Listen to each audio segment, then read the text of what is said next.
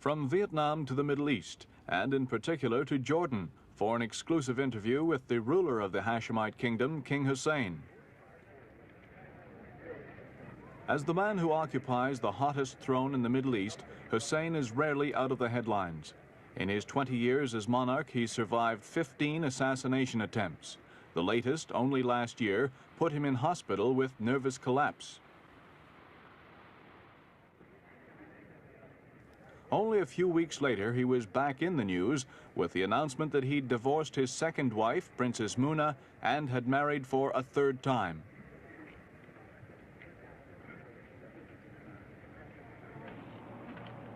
It was 11 years ago that Hussein married Toni Gardner, the daughter of a British Army officer. Shortly before the marriage, she became a Muslim and took the name of Muna al-Hussein, meaning Hussein's wish. There are 4 children of the marriage, 2 boys, the eldest now 10, and twin girls of 4 1/2. Princess Muna has said she'll continue to live in Jordan, in the palace outside Amman, which was Hussein's parting gift to her. Within 3 days of divorcing Princess Muna, the king had remarried. His choice this time was 24-year-old Alya Toukan, a member of a prominent Palestinian family from Jordan's West Bank. In an exclusive interview with Peter Snow, the king explained why he decided to marry again. It was a decision that followed another decision, in point of fact. You know, the pressures that one has lived with throughout the years that have not been easy, either for myself or for my family as such. And in point of fact, as of 1967 in particular, the stresses and strains grew to a very large extent, and the pressures. And then arrived the point when, in all honesty, we took a look at ourselves, both myself and Princess Muna, and decided that it was much more worthwhile to keep the friendship, to keep the memories of the good days, the love for the children, the mutual respect, than to keep going in a way that would not end in the way that we would have wished right from the start. As for Alya, I had known her and her family for many, many years, since I was a student in Egypt, and her father was my guardian. I knew the family then. She was very, very young. I was much younger than I am at this stage. And we kept in touch on and off. During the last few months, we got to know each other, and suddenly I realized there is a little bit of hope, really. And the hope grew that there is a person who feels the way I feel about many things. And we grew convinced that together we could make a worthwhile life, not only for ourselves, but as a result for others. Alya, why do you think that Hussein chose you? Do you think there's anything political about this? Do you think it's because you have a Palestinian background? No, not at all. I mean, he chose me because I'm me, I think. And it never occurred to me, or it never occurred to him, to be political anyway. Tell us how you met. I mean, it was last year when you really met, wasn't it, properly, Professor? Well, we knew each other, like he said, on and off. We saw each other, we met and everything. But we got to know each other very well a few months ago. Where was this? And, here in Amman. My work, I was working in the public relation, and I was in constant touch with His Majesty because of my work. And I think from then on it started. What sort of a person do you think you're marrying? What sort of a person is King Hussein? He's quite dynamic and quite ambitious, wants to do a lot for his country and help. Is he a mad, get-about playboy, water skiing all the time? I mean, what is there more to him than Well, it's not necessary a water skier to be a playboy.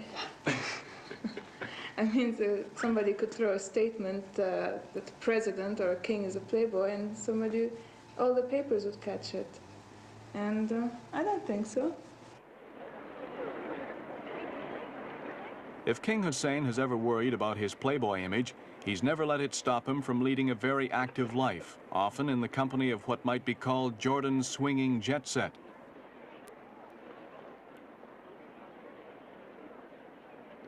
He's a man who works hard and plays hard, for whom relaxation is a necessity rather than a luxury. But though he knows some people will frown on a third marriage at only 37, he's confident that he's proved his seriousness often enough to be able to disregard any playboy taunts now.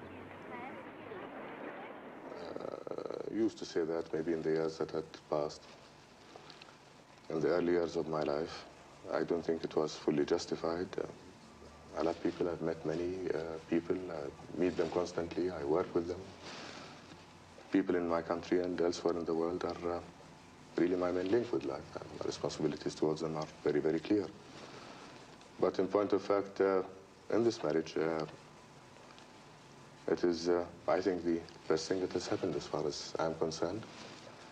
And it is possibly, as far as I'm concerned, in terms of my own feelings of keenness to save my own self-respect, the best guarantee that these rumors wouldn't spring out, or this impression would not spring out at all.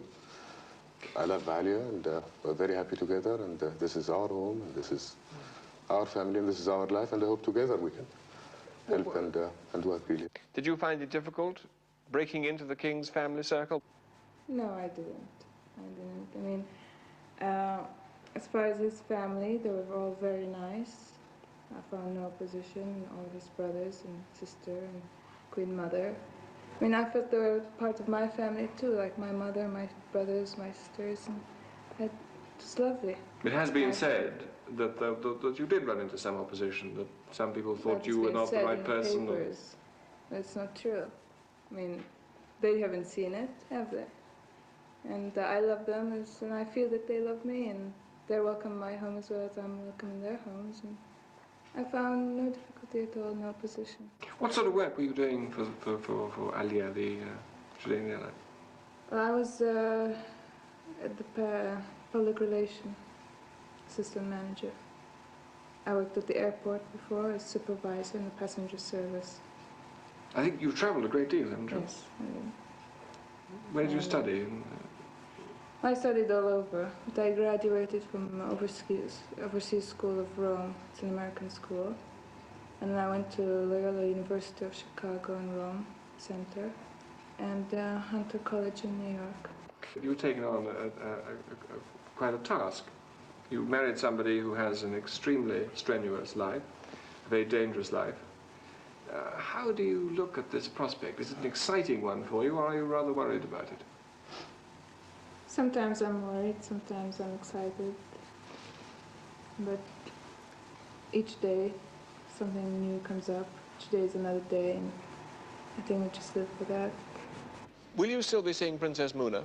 Yes, I see her regularly, and we're obviously interested in our children, and we have a friendship. We have memories of old days, of good days, and I have a great deal of respect for her.